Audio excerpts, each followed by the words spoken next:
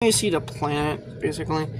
I know, okay, for those of you who are like, wait a minute, why is, like, if you think the computer looks like a, this is why it actually kind of shows off, kind of showcases high-tech fancy toys and gadgets.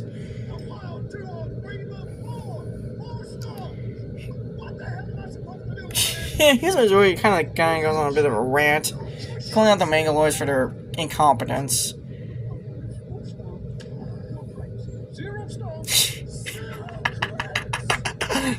He's actually pretty funny. Garrett 1 is actually pretty funny in this movie.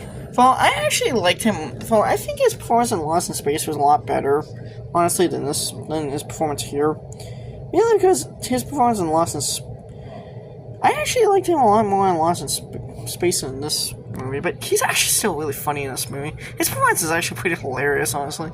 Well, I grew up more with watching Lost in Space than this, so... Lost in Space, if that ever comes up on YouTube for free, I'll need to make shorts of it. But this one's actually pretty good. To be honest, this is like a movie I've only seen a handful of times, so... Okay, the first time I watched this was like when I was like a kid. It was like on TNT. Like, really, like late night on TNT.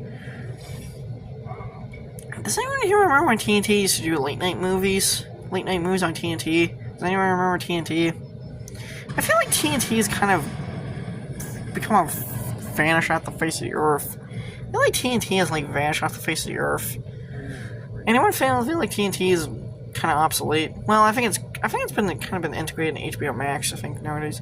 Now, to be honest, afterwards, I didn't actually recheck this movie out until like I didn't actually rewatch this movie until 16 years later, until like 2 years ago when it was on YouTube for free.